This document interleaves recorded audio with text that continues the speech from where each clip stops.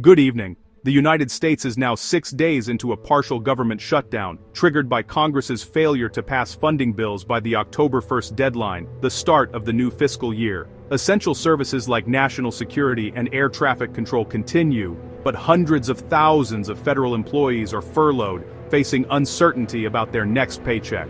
The shutdown began after Senate negotiations collapsed over a short-term funding bill that had already passed the Republican-controlled House but stalled in the Senate where a supermajority is needed. This isn't the first shutdown, but it's become a recurring feature of American politics, often driven by deep disagreements over policy and spending.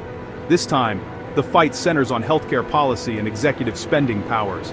National parks are closed, agencies are shuttered, and citizens are left waiting for compromise.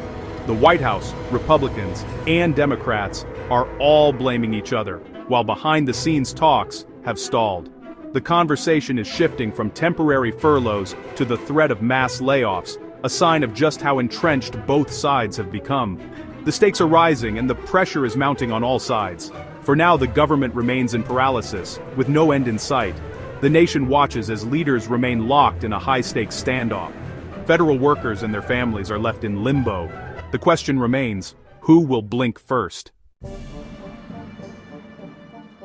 At the heart of the shutdown are two demands. Democrats want a permanent extension of enhanced ACA premium tax credits to keep healthcare affordable, and assurances that President Trump won't redirect agreed-upon funds. They argue these protections are essential to prevent future executive overreach. Republicans, led by President Trump, want a clean funding bill to reopen the government first, with policy debates to follow. They accuse Democrats of holding government funding hostage for their healthcare agenda. Trump calls the ACA a disaster but hasn't offered a replacement, reinforcing Republican reluctance to extend the tax credits. The result? A fundamental standoff over the future of American healthcare. Neither side is willing to budge, and the shutdown drags on. The impasse is about more than money, it's about power and priorities. With no compromise, the government remains closed.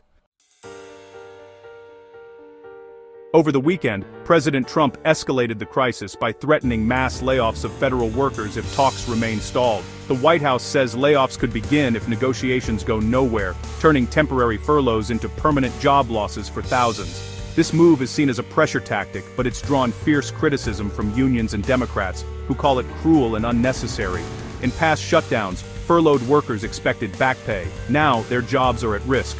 The administration argues a prolonged shutdown is unsustainable, but critics see this as an attempt to break the opposition's resolve. Whether this is a real plan or a bluff, the threat has heightened anxiety and bitterness in Washington. Federal workers now face not just lost paychecks, but the possibility of losing their livelihoods. The stakes for everyone involved have never been higher. In the Senate, Republicans hold a slim majority, but need Democratic support to pass any funding bill. The House-passed bill has repeatedly failed in the Senate, with both sides blaming each other for the impasse. Republicans, led by John Thune, insist on reopening the government before negotiating on healthcare, hoping public pressure will force Democrats to yield. Democrats, unified under Chuck Schumer, demand ACA tax credit extensions and limits on executive spending powers before any deal. Both sides are staging failed votes to highlight their priorities, but real negotiations are stalled. The result is a cycle of blame and inaction, with neither side feeling enough pressure to compromise. Republicans believe Democrats will be blamed for blocking a clean bill. Democrats believe the public will blame Trump and the GOP for the shutdown and layoff threats. Until one side breaks, the government remains shuttered. Federal workers and the public are caught in the crossfire. The stalemate continues with no resolution in sight.